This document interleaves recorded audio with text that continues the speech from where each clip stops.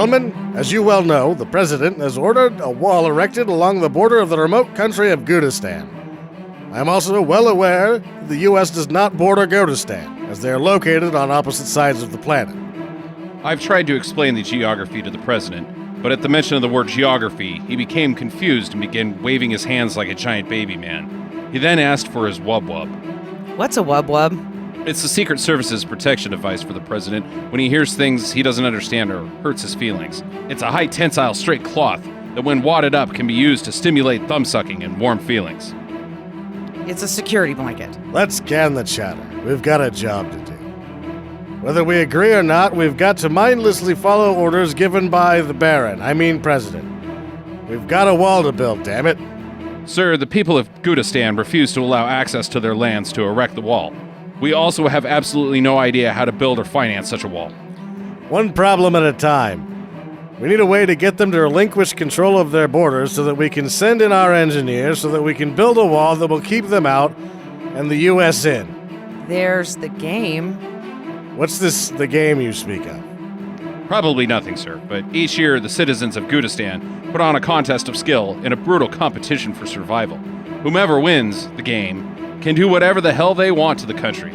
I don't see how it applies to us, though. That's because you're an alcoholic dipshit, Johnson. Whatever it takes, damn it, we're going to enter the game and win. But we need someone with a fairly useless talent, and then combine that talent with the deadly skills of martial arts. We're going to need the world's greatest juggler. Johnson, get me Bertha, fat baby. Meanwhile, in sunny Des Moines, Iowa... I've told you, General. I've left that all behind. You'll have to find someone else, I'm afraid. I understand. You've built quite a life for yourself on top of this mountain. You've got a 32,000 square foot log cabin, a daughter who loves you, and a Buddhist temple where you can assist monks with random construction duties, all in the peaceful silence of self-reflection. But damn it, Bertha, your country needs you. The answer is no! What if I told you you'd have a license to kill any person who isn't a white male that you come in contact with? I'm in. Bertha, you've been the world's finest juggler for over a century now, and the world knows it. At the Venice Beach Juggle Fest of 2008, you juggled 13 DVD copies of Brewster's Millions, and when you tossed in a live hamster, the world was stunned. The hamster may not have survived, but damn it if I didn't bite my ring finger off in amazement. Those are kind words, spoken from a time long forgotten, as if delivered on a cloud of the sweetest mist to the annals of my mind. You certainly have a way with words, but they simply aren't enough to complete the game. We need to combine your talents with the deadliest martial arts known to man. Bertha, meet your new mentor and U.S. Secretary of Ninja, Sho Kosugi. Months later... Sir, Ninjuggling won the game, and the cardboard and styrofoam wall is complete. And Bertha, fat baby? Well, we constructed the wall from the inside of Ghostbusters. Now Bertha and all the engineers are trapped within the prison they hope to create. Then we'll need an extraction team. Johnson, get me Chuck Norris.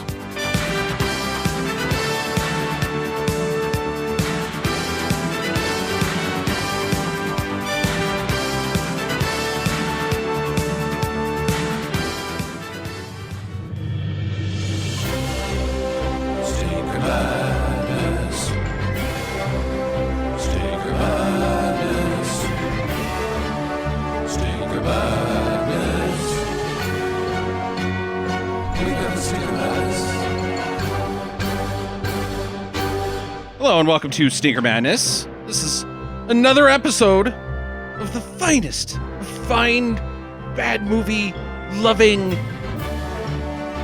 of bad movies podcasting. It's refined. Refined like a sweet cup of... Like jailhouse hooch. Jailhouse left in the window. Toilet bowl wine. Toilet wine. On the internet. Yep. My name is Justin. That was the voice of Sam. And Jackie is here as well. Yeah, I'm here. I just don't know anything about prison toilet wine, so, it's kind of hard to jump into that one. You have drank prison toilet wine before. No, I haven't. Yep, remember Sam made... I made hooch that one time. He didn't make it in a prison toilet, but it's the same process. It was a bucket. Doesn't have pee-pee in it. There was no pee-pee in it, no raw fruit. I just used sugar. Oh. It wasn't very good. No, it's hooch. It's not going to be good. I learned that if you need to smuggle something in, you shove it up your butt, as everybody knows. Sure. But then how do you get it out of your butt without, like, massive amounts of pooping? Like, because here's the thing. You take the stuff into the prison, your cell, wherever your boys and stuff are hanging out, Sure. awaiting patiently whatever is lodged into your butt. Yeah. And you don't want to be like, and then make a huge mess. I think there's probably a certain amount of, how shall we say, conditioning for the prison mule. Actually, you don't eat anything that day, and then you drink castor oil, and it just shoots right out of your butt. Oh, how about Yep, that? just shoots boink like a butt gun. Like a whole carton of cigarettes? Yeah, well, good luck with that one. I don't think there's an amount of gas. The castor oil is probably going to help lubricate the cigarettes to punch out of your stomach and into your body cavity and then just fall like down into your leg someplace. Because you're hollow. People are just hollow after their skin. That's what I've learned based off of science. This is a movie about bad movies. This is a movie about bad podcasts. About bad podcasts. That'd be a hell of a movie. I'm actually surprised that hasn't been done. They've probably made it twice. Yeah, it could be. And it went into a horror film where the podcasters died. Yeah, probably. This is a very special episode because today, at the end of the show, we are going to release the nominations for the 2016 SMABFA Awards. Yay! So because of that, we'll be filling in the time at the end, which means we don't have time for streaming do's and don'ts this weekend, I'm sorry to say. But we will get back to that when we resume our normal scheduled Prelude episodes after the SMABFAs. And can I just say I've missed you, fans? I guess so. You just did. Yep. Because of winter and illnesses, we had to take a little bit of time off, but we haven't recorded in 2 weeks. But the fans only think it's been a week based off our release schedule. So that's good. So it hasn't been that long for them, but it's been a long time for us. Yeah. Since we get to shout out anybody. Many days of mud butt. Yep. So much mud butt and coughing and being stuck in snow and shit, and I'm tired of it. So we're just going to go straight into the wild card this week. It's the great Superpower debate. And since Gymkata is my movie this week, it's my choice of the wild card Superpower. It is the immunity to the negative side effects of any drug. So you'd have to define what a negative side effect is at that point. That is also part of your superpower. You get to define it? You get to choose whichever effect of drugs you would like to have. So you could be on opiates and be able to shit just fine. Yes. And not damage your liver. Correct. Or you could or could not get sleepy from it. Yeah. I think being immune to poison would be good. I mean, that's a good superpower. Yeah, but see, if you're immune to poison, that means you can't get drunk. Because getting drunk is a side effect of being poisoned. So is the marijuana. The THC blocks your stupid receptors. As a superpower, it's actually pretty useful. Right.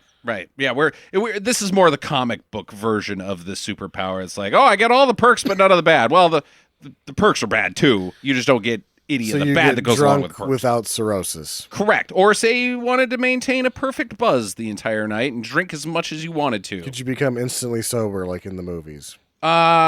Yes, you could, but you could not become instantly drunk.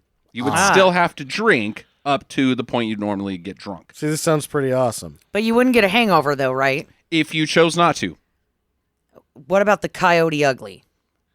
Hey, man. Again, that's your choice. If you want to get beer goggles, you make the call there. You make the call. Okay. Sometimes having the beer goggles kind of needs to happen. Like if it's been a while and things aren't really going your way and you kind of, I need to make sure that this one looks good. Wow, I don't think I've ever been in that position, but okay. I don't know. We all could have been in that position. We could have been the receiver of beer goggles. Yeah, maybe. If it's been a few years. It's not like anybody's going to tell you, like, oh, man, I got so wasted last night. I can't believe I slept with you, but thanks. They tell you in other ways, like not calling you back. Or leaving before you wake up. Yeah. Or, I guess, you're left with an arm next to you because they Exactly. chewed it off. Yeah. No, that has never happened to me. An arm next to you when you wake up in the morning, that's probably a good thing. Yeah. I would have been pissed. My sheets would have been ruined. Yeah, I would consider that a compliment. Nice. So back to drugs. Immune to. I mean, I don't really see any downside to it. You're missing a big one, Viagra. That's not the side 4-hour effect. boner time. The priapism? Yeah, when it was like, if you got a boner for longer than 4 hours, call the doctor. Fuck it, man. Nobody wants to have sex for 36 4 hours. I've had a boner. Nobody wants that. Well, You'd rub your dick raw. Maybe. I had one for 26 years. Yeah. Yeah. Still hasn't gone away. It's gross. We're all hoping soon. Thanksgivings are getting awkward. Sam's got a web page for that. Stillhard.com. I bet you there is a stillhard.com. Yeah, so there you go. I'm giving it a 6.5. 6.5 is as good as it's going to get. Dude, I love drugs, so I'm in for at least a 9. What about steroids? You could get super beefed out on steroids, not have tiny balls or bitch tits. That would be There you okay. go. So then you kind of have super strength via You're a drugged out asshole, so it's a 6.5. That's true. It is a drug It's just barely better than what you are normally. All right, well, that's the Superpower That's the debate. high average. She gave Yeah. you a 9, so. I have to do them. What is that? 7.5? 7 3/4, something like that. Yeah, somewhere in there. It's pretty high. Yeah. Okay, Sam, tell us about Gymkata. Hiya. Actually, it's more. Actually, it's more, hey, which way do I walk? My was the sound of my gymnastics. Oh. And then hiya. Oh, okay.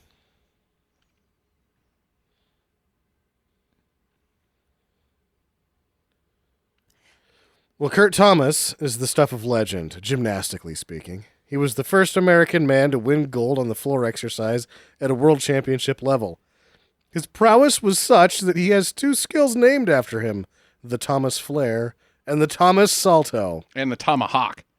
The tomahawk is not a thing. That's when you throw your arm at full power into your opponent's face like you're chopping it. They don't have It's opponents sweet. in gymnastics. Oh, no, it's a wrestling move. Okay, well. What? That's all right. also at every baseball game in Atlanta. Yeah, the tomahawk chop, all named after this guy. Well, the Thomas Salto is described not only as difficult, but dangerous. You can actually break your wrist and slide both of your balls into your own asshole at the same time if you perform it wrong. All right. I'm pretty sure that's any gymnastics, though. Yeah, probably. Could you imagine going full force on one of those uneven bars and just like nailing your crotch? I can't because I can't even do a cartwheel.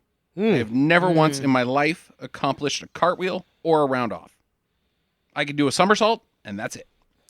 Well, you know that though being the favorite at the 1980 U.S. Olympic Games, Kurt Thomas was not able to achieve gold. You know why not? Because the U.S. boycotted the 1980 Olympics. That's right. Because they were in Moscow. Those commie bastards were totally harshing our mellow. Carter would officially boycott the games to protest that the USSR, or any country for that matter, would ever have the audacity to intervene in Afghanistan. We did something else besides just boycott the Olympics. The history books will remember a little thing called Rambo 3. Yeah. Don't forget about John Rambo. The only thing you need to topple Soviet power in Afghanistan is a guy who hasn't heard of a bath or a haircut. Oh my God. He still looked good. I don't know. It seemed like it was a thing in the 80s that it's like women just like men that don't bathe or cut share or I think anything. that's still a thing. If that wasn't still a Lorenzo thing... Lamas wouldn't be a thing. Well, no, the hipsters with their fake lumberjack look wouldn't be a thing. That's not... Those guys use more cleaning products I than a understand, but they're hospital. purveying themselves as No, they've leathery men. They have taken the lumberjack look and made it untough. Men of the elements. Yeah, well, which one? The air conditioning. Hold my coffee. I need to put some more pomade on. Yeah, there you go. Well, Gymkata was directed by famed martial arts director Robert Klaus. Other credits include Enter the Dragon, The Ultimate Warrior, The Big Brawl with Jackie Chan, and Black Belt Jones, among others. Though Klaus's career was in decline at the time that this film was made, he was still bringing in a ringer. The cast beyond Thomas is former Playboy playmate Techi Agbayani. I think I said that right. I don't think he did. Maybe. Touchy. Nobody's name is Touchy. Techi. Oh. Yeah. Stinker Madness favorite Richard Norton, who also serves as stunt coordinator and choreographer. Nice. Tadashi Yamashita, who was, of course, Laser Ninja in American Ninja. Gotcha. And big man Bob Schott. He's the big man. The big boss man? The big guy that Kurt Thomas is like, I knew that guy. I loved him in Berlin or something. I like him because he's tall and has large muscles. I don't remember him talking like that. He doesn't talk like that. He just looks like he talks like that. There are a great deal of people, some reputable critics, and others just those who were unable to avert their eyes, who think this is one of the worst movies ever made. They are absolutely right. It seems like the plot of this movie was a narrow pitch made by an 8-year-old to get somebody to buy him out of his box of Wheaties, just so he could get to some Captain Crunch. All of the athletes, stuntmen, and other non-actors who comprise the majority of the cast perform much worse than anyone could possibly expect. Beyond these and other failures, they do a fine job cocking up the American State Department. Yes. And it's the Reagan State Department Yep. they're cocking up. That cocked itself up real nice, and they do a worse job with it. Yeah, people forget that this movie is about Star Wars. Yep. What? Yeah. Not Luke Skywalker, No, the real one. the real one. Yeah. Keeping these things in mind, keep an eye out for, which is your favorite abandoned plotline? Okay. There will be many to choose Many. from. You know what? We're done with that one. That's good. I got something else in my pocket. Which of the crazies in the town of crazies is the craziest? Okay. All right. Yeah. Finally, who would actually win this competition? All right. I look forward to those. Those are all good 3 keep an eye out fors. This movie is insane. We saw this 4 years ago for the 3 first or 4, time. yeah. Right before we started this podcast, and it was like, dude, we should talk. We just sat around talking about movies for like 4 fucking hours. We were like, we should put this on the internet. So that's how this whole madness got started. But we have avoided this one because, again, it is just so done. But we've had a lot of requests for this movie, so it's time to do it. I just want to say for the record that I was not part of that 4-hour conversation. I'm just fucking cool, and they needed the talent for this show. No, she was there. Yeah. Oh, goddamn, shut up, Sam. You've seen this movie. Don't be an asshole. It is streaming, but you have to pay for it. It's $2.99 on basically everything. So, but I will also say I just bought it on Amazon, brand new for $5 on DVD. So If you like bad movies, you should spend $5 it's on this one. $5. You'll watch it more than once. And it was Prime, so it was free shipping. It was $5 fucking. There's a very good chance that the first time that you see Gymkata, you just watch it again right afterwards. I would buy this if they released it on Blu-ray. Yeah. This movie's retarded. It's awesome. So, now the big moment of the show. Woo! The SMABFAs. Now, if you don't know what the SMABFAs are, they stand for the Stinker Madness Achievements in Bad Filmmaking Awards. And they're determined, the nominees are determined by the 3 of us, and then our good listener and frequent contributor, Brad Schlager, a.k.a. Martini Shark. And we'll have a 2-hour, usually they're 2-hour episodes when we go through the winners next, the episode after the Gymkata episode. So the nominees are, now you guys don't even know the nominees. I don't know the nominees yet. All right. I'm so excited. So this should be exciting for you. Wait, can we cheer for the ones we like? No. Oh, all right. For Best Bad Movie, the nominees are The Hunt. What if I cheer anyway? Then I will punch you Oh, fuck. with my shoe. Best Bad Movie nominees are The Huntsman, Winter's War, London Has Fallen, Gods of Egypt, Mechanic Resurrection, Nine Lives, Zoolander 2, The Boy, Independence Day Resurgence. The nominees for Worst Bad Movie are Mother's Day, Alice Through the Looking Glass, Warcraft, Now You See Me 2, Batman vs. Superman Dawn of Justice, Suicide Squad, X-Men Apocalypse, Ghostbusters, and Allegiant. Now you'll notice that the nominees for Worst Bad Movie are a lot more than the ones for Best Bad Movie. Best Bad Actor, Gerard Butler in Gods of Egypt, Kevin Spacey in 9 Lives, Gerard Butler in London Has Fallen, Jason Statham in Mechanic Resurrection, Brent Spiner in Independence Day Resurgence, Bill Pullman in Independence Day Resurgence, Chris Hemsworth in Huntsman's Winter's War, and Christopher Walken in 9 Lives. Worst Bad Actor, which means he sucked. Not enjoyable. Jared Leto, Suicide Squad, Ty Sheridan, X-Men Apocalypse, Bill Murray, Ghostbusters, Daniel Radcliffe, Now You See Me 2, Jeff Goldblum, Independence Day Resurgence, Johnny Depp, Alice Through the Looking Glass, and Jesse Eisenberg for Batman vs. Superman Dawn of Justice. The Best Bad Actress, meaning whose shitty performance we enjoyed the most from a female, just to clarify, and break up the pace a little bit. A little bit, yeah. Yeah, because you're reading fast. Well, we've got, we're running low on time.